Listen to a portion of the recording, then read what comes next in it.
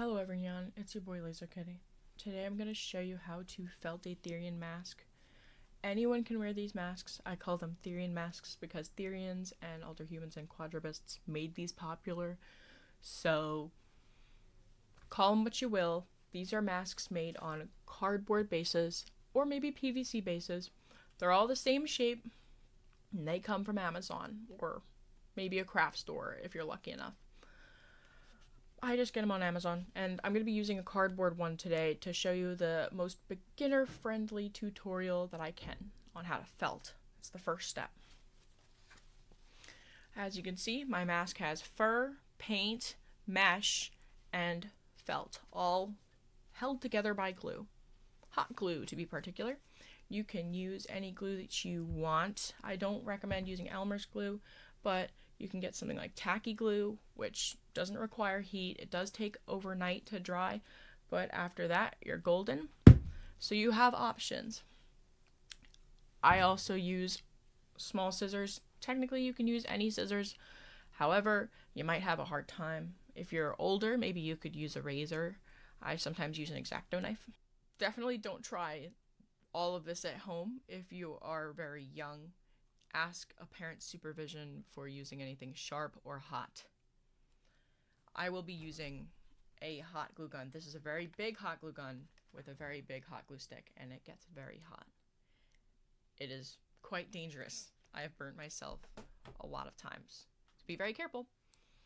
Aside from that, you'll need some paint. Later on down the line, you'll also need some fur. I'm not going to show you any of that today, though. I'm just going to show you how to apply a strip of felt. You might get it in this rectangular shape or in the form of a roll. I'm actually just going to go ahead and rip off this strap because I know I'm not going to use it, but you could leave it on, all right? Perfect. I'm going to switch over to my desk camera. Boop! Hello there. I'm going to put away my script. These are the paint pens that I'm going to be using, Posca pens, right? Those are water-based, so they are technically washable.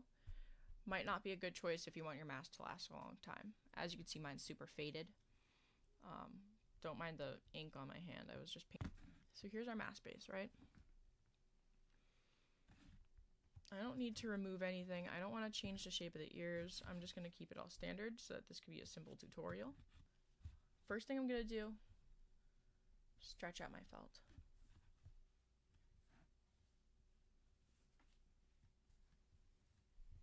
Look at this.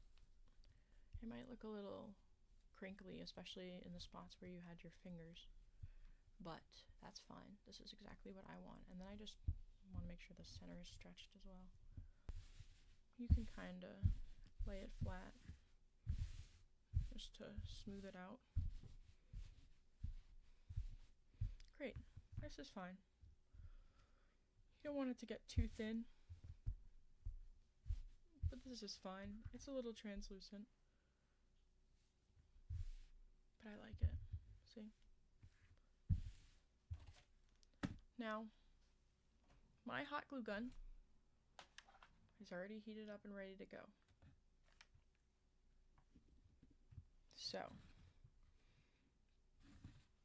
before I get gluing, the first thing I do is I take the mask and I lay down the felt and make sure that it's going to fit. Little arcs here, see right here? You want to make sure that they have enough room, like that, like about a centimeter of extra felt so that you can flip it over. A tiny little bit of room on top of the ears, enough to pull it down and glue it like that. And then you want to have a bit at the bottom. You want to make sure that there's space between these little arcs here. See right here? And then you have it started. And you just want to smooth out this part. This is a really easy part to get wrinkly, so you're going to want to smooth it out this way. Smooth it out this way.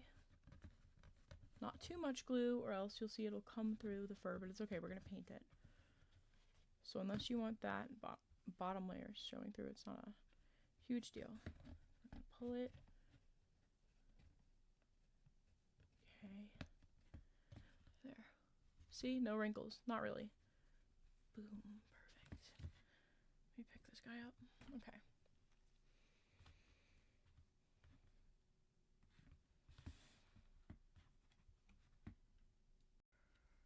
So you might find it's a tight squeeze, but this is going to be it. It's going to take a little adjusting, so take your time and make sure. And then you're going to want to just center it. And then I grab it from the bottom. Just lay it flat. Make sure everything's covered. Okay. I'm going to hold it now from the nose because I know where I want to place my felt, such that the ears and the, these little arcs here will have enough room to grab. I usually try to get right under the eye and start spreading a little layer of glue. Get this cheek, do that cheek too. We press it down, and we stretch and spread, like spread and pull at the same time. And then smooth out the wrinkles like that. And then here, we're gonna stretch and pull. We're gonna smooth out these cheek areas because that's where a lot of wrinkles form. And there you go. Very nice. Don't mind the tiny little wrinkles. You can always kind of squish them before they're fully dry.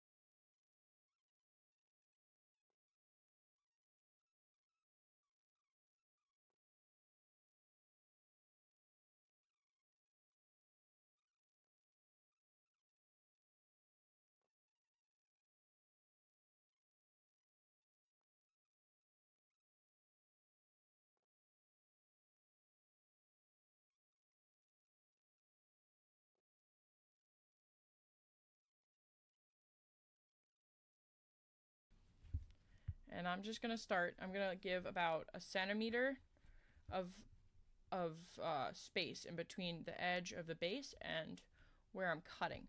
So let me demonstrate. Ooh, there's hot glue strings. Oops. Okay. I'm gonna demonstrate. Watch your fingers, especially with sharp scissors. See that? Okay. And I'm gonna keep going. We're just gonna follow along the edge of the mask. For your sake, that's what I would do. A lot of people, when they're felting, they like to make extra cuts like I did on this mask. See, like cuts here. There's like strips cut into it. A lot of people like to do that. I don't anymore. So I'm not going to show you that. But you can cut basically a bunch of tiny little, perpendicular cuts into the felt up until it meets the mask base. And you can use that to give you a little more flexibility in the felt. I don't do that. I don't find it necessary. But I used to.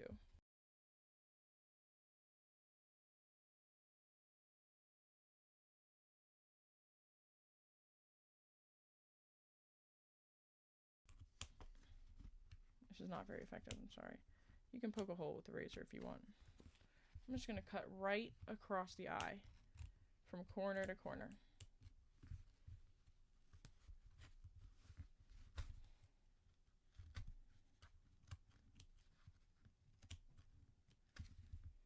Corner to corner.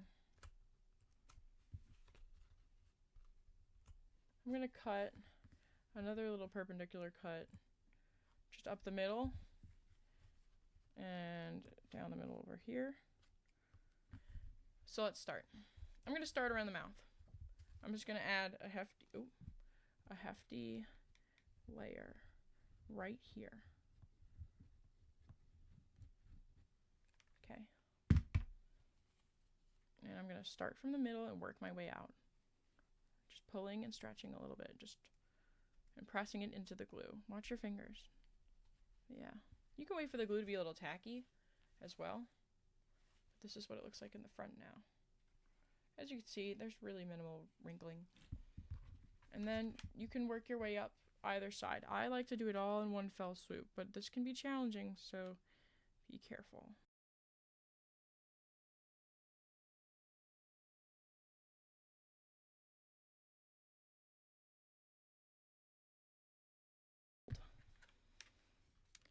Adding a liner on top of these folds here,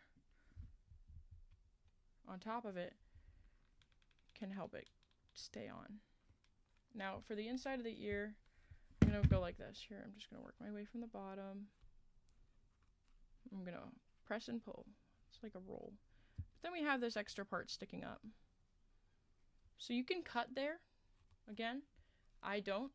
I actually just, at this point, right about halfway through, gluing up to the top there, I take this, I stick a little glue in this hole. Ooh, okay. A little glue in there, and then I stick glue right here. See that? Right there. Stick a little glue right there. And this is going to be a little hot. I'm going to use felt to shield my fingers while I hold it down. And an extra layer of felt. That's like a little trick I use. See that? You can use it to shape that point. And as you can see, it's pretty, the lay is pretty smooth when I do that.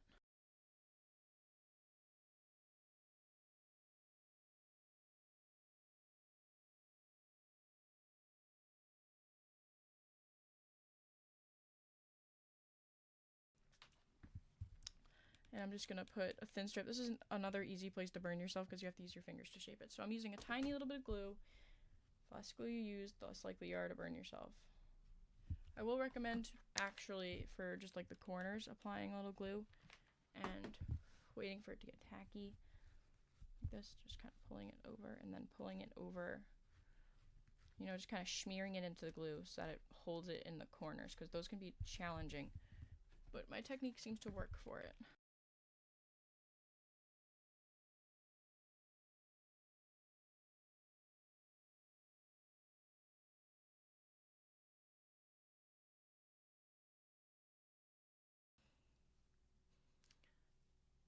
I can't wait to have another ginger kitty.